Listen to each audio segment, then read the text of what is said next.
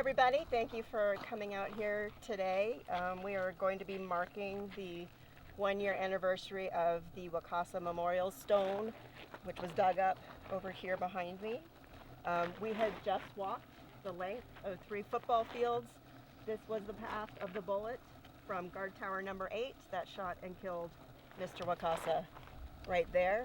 And this is also the path that was walked by the Issei men who drew the map that allowed Nancy Ukai to actually find the help with the archaeologists find the stone.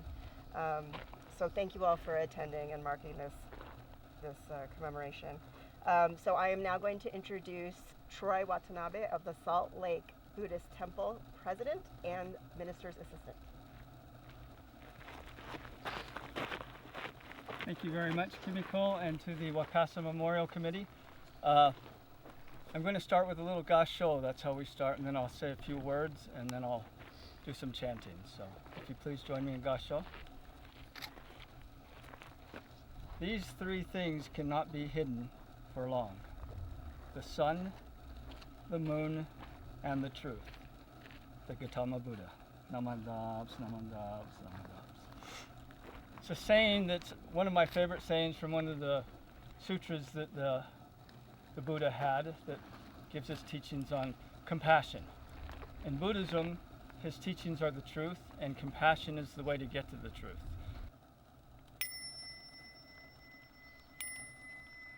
Gagon shosegan ishi mujo do shigan fumanzok seifu josho ga gao muryoko ryoku jin shonen joe shubongyo shigumu jodo Kokusho tennin dojin myoke. Namandabs, namandabs, namandabs. We now offer incense.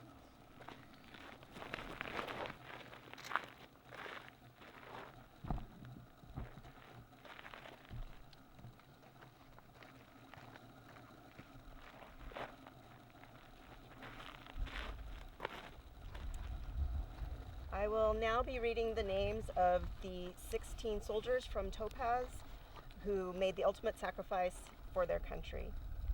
Private Kunio Hattori, PFC Robert Sachio Hoshino, PFC Roy Hoshikazu Ikeda, PFC Nobuo Kajiwara, PFC Joseph Hisato Kato, Private Yutaka Koizumi, Private Tom Takashi Misumi, Tech Sergeant Minoru Nakayama, PFC Takanori Alan Nishi, Private James Shigeru Okamoto, Tech Sergeant Tamamasa Thomas Sagimori, Tech 5 Hiroshi Sugiyama, Private Teru Terry Tabata, PFC Isao James Tsuno. And now we'll be reading the names of the 140 inmates who died while incarcerated in Topaz. The flowers along the fence here represent all of those, as well as the 16 soldiers' names that I just read. And I also want everyone to keep in mind that regardless of how somebody passed, how old they were, how young they were, they all died never seeing freedom again, which is a travesty. So we're going to start with Caroline.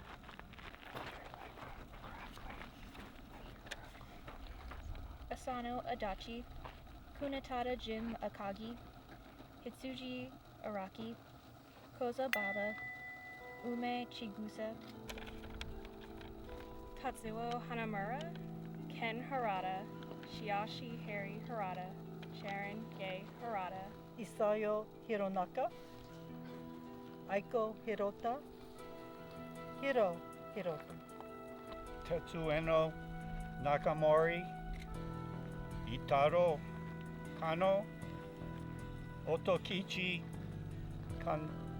Kansaki, Oto Matsu Matono, Tane Matsui, Isao Matsukage, Jerry Makoto Mizuki, Shinzo Mochizuki, Enkichi Eri Mushiake, Benichi Nagata, Katsuemon Nishizono, Kengo Nomura, Edward Toshiharu Oda, Zenshichi Sawai, Tomoshige Sekimura, Isano Shibata, Seiyei Harry Sonoda, Ryo Sugiyama, Yone Sugiyama, Cherry Suzuki, Manzaburo Tada, Mary Kyoko Takeuchi, Hidematsu Tamura, Masano Tanaka,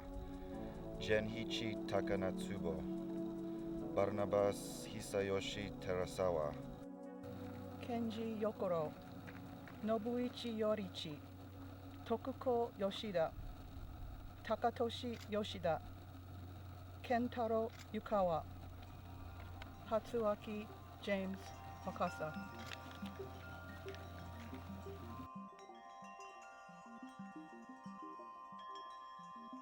July 27th is the day that 1 year ago that the long-buried monument for James Wakasa, who was shot and died here from Guard Tower 8. July 27th is also an historic coincidence, the day in Japanese American history that two Issei immigrant men were shot and killed in a different U.S. concentration camp in Lordsburg, New Mexico. Hirota Isamura and Toshiro Kobata were walking under gunpoint to the Lordsburg, New Mexico camp when they were shot in the back with two shotgun blasts on July 27, 1942. Today we remember Mr. Wakasa, the 140 Topaz inmates who died here, including many of our family members, and there are people here who were born at Topaz. The 16 Topaz soldiers who died serving their country, and Mr. Kobata and Isomura, whose history is now closely entwined with ours. Thank you, Nancy. Actually, before I start, I would like to have, if it's okay, all descendants and survivors of Topaz to stand behind here with me. So we will have the multi-generations right in front of this spot we've gathered. So this is how many people actually traveled out in a heat wave to the middle of the Utah desert, because we all feel that it is paramount that the treatment of the Wakasa stone be determined by the Japanese American community, especially survivors and descendants like us. So we are going to be launching a petition that we will have a link at the end so that you can go to the webpage, but I'm just going to read you the wording of our petition. 1 year ago, the Topaz Museum Board of Directors forklifted, dragged, and stowed the most sacred artifact of the Japanese American World War II concentration camps, the Wakasa Monument.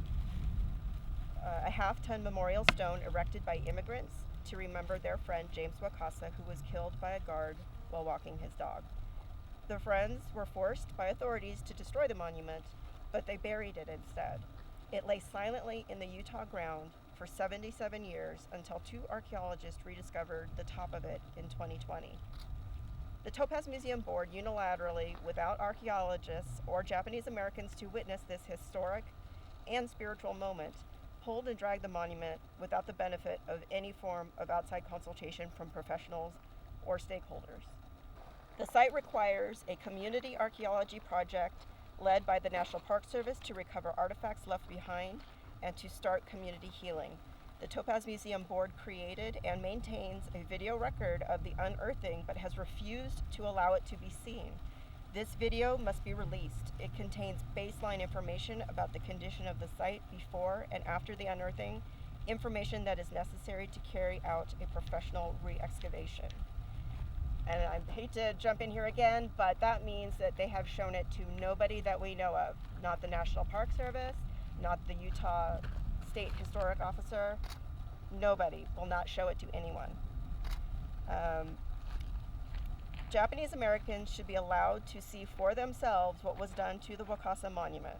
We urge the Topaz Museum Board to respect Japanese American history by acknowledging and honoring two demands.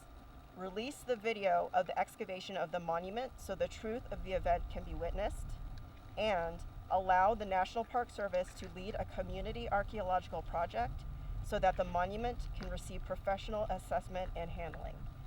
And so we just ask all of us here, and many more out still in the Bay Area, wherever they are, please support us in this, because we feel that descendant and survivor voices are of the utmost importance. Utmost importance because we are the ones that know what happened. Even people like me, who I'm fourth generation, but I was raised by a third generation person who was raised by a second generation person who was raised by a first generation person. That all passes down. The trauma does not just instantly go away when my family left the camp in 1945. So please support this petition. All we want is just to see what happened when it was pulled out. Thank you.